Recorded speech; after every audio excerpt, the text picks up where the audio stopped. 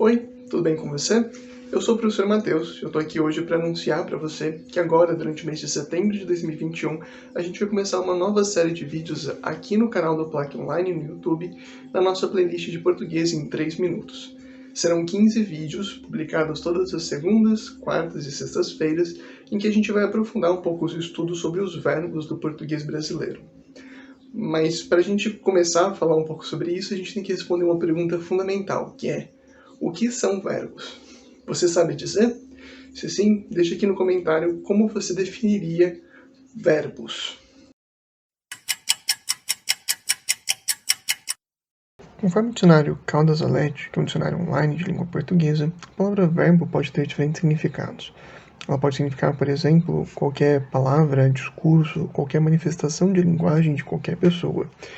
Em outros contextos, mais restritos, especificamente no contexto religioso, cristão, a palavra verbo pode denotar mais especificamente a palavra ou o discurso de Deus. No sentido que a gente vai assumir aqui, no entanto, a palavra verbo se refere a uma classe de palavras, isto é, a um conjunto de palavras de uma mesma língua, no caso da língua portuguesa, que tem algumas características em comum. No caso dos verbos, o fato de que eles expressam uma ação, um estado ou uma mudança de estado. É o caso, por exemplo, do verbo andar, que expressa a ação deslocar-se no solo mediante o movimento coordenado dos membros. No caso dos seres humanos, os membros inferiores, as pernas.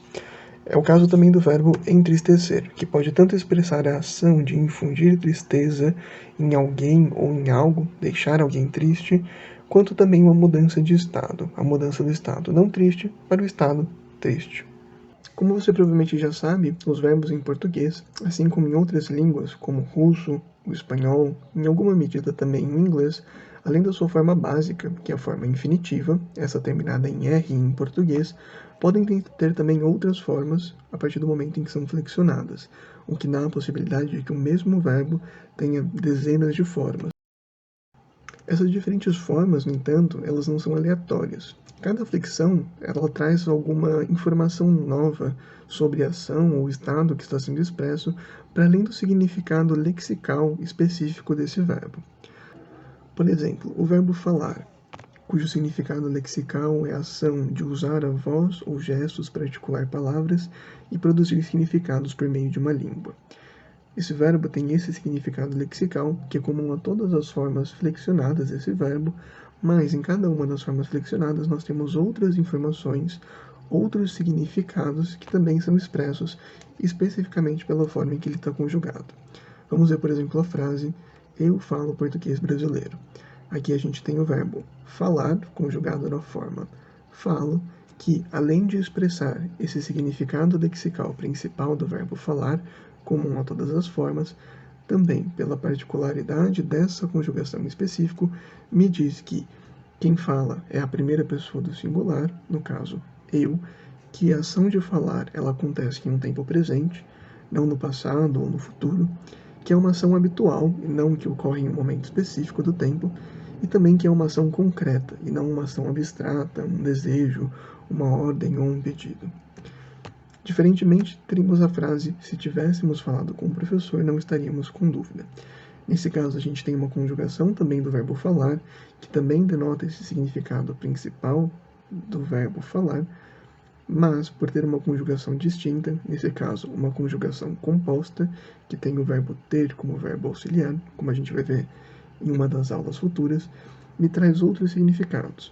Nesse caso, eu sei que quem fala é a primeira pessoa do plural, nós, e não outra pessoa, que essa ação ela acontece no tempo passado, não no presente ou no futuro, que é uma ação pontual, ou seja, que nós teríamos falado com o professor em um dia, em um momento específico, não ao longo de um tempo extenso, contínuo, e que se trata de uma ação abstrata, porque afinal nós não falamos com o professor. Se trata de uma abstração sobre a possibilidade de que tivéssemos falado. Bastante complexo, né? A ideia dessa série de vídeos é justamente ajudar você a compreender essas diversas possibilidades de flexão dos verbos em português e os significados que essas flexões têm quando são utilizadas. A ideia é que seja um material construtivo, que você possa assistir esses vídeos quando tiver dúvidas pontuais sobre como conjugar um verbo em um determinado tempo ou modo, ou sobre os valores que determinado tempo e modo tem em relação com os outros. Depois dessa série de vídeos, a partir de outubro, a gente vai começar uma nova sequência de vídeos no canal para explorar os valores e significados e as possibilidades de uso dessas conjugações verbais, dentre outros recursos linguísticos, em situações concretas de comunicação. Beleza? Nos vídeos desse mês, nós vamos abordar algumas dessas possibilidades de conjugação dos verbos e os diferentes sentidos que eles podem ter. Os nossos vídeos vão abordar as formas nominais dos verbos, que são a forma no infinitivo, a forma no gerúndio e a forma no particípio passado, e vamos abordar também as formas flexionadas nos 3 modos verbais, que são o modo indicativo, o modo subjuntivo e o modo imperativo. Cada um desses modos tem as suas peculiaridades quanto aos significados que são expressos e podem ter conjugações diferentes conforme o tempo verbal. No indicativo, por exemplo, os verbos, quando estão conjugados nesse modo, normalmente expressam uma ação concreta, efetiva, e aparecem em pelo menos 6 tempos verbais. No presente, no pretérito perfeito, no pretérito imperfeito, no pretérito mais que perfeito, no futuro do presente e também no futuro do pretérito. Já o modo subjuntivo, ele normalmente é utilizado para expressar ações abstratas, não efetivas, não concretas na língua, e ele também aparece em diferentes tempos verbais, como no presente, no pretérito perfeito, no pretérito imperfeito, no pretérito mais que perfeito e no futuro.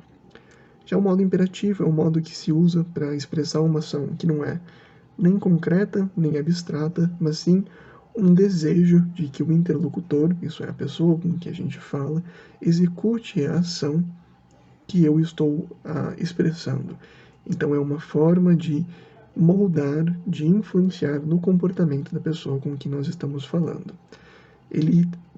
Na língua portuguesa, ele vai ter 2 formas diferentes: o imperativo formal e o imperativo informal. Todas essas formas vão ser abordadas nos nossos próximos vídeos, e também no último vamos abordar uma outra forma de flexão verbal que não se encaixa em nenhum desses modos, que é o infinitivo flexionado, uma forma bastante particular do português brasileiro. Bom, por hoje a gente fica por aqui. Espero que você curta esse conteúdo que a gente está preparando para você durante o mês de setembro e que você acompanhe a gente aqui no canal. Até a próxima. Tchau, tchau.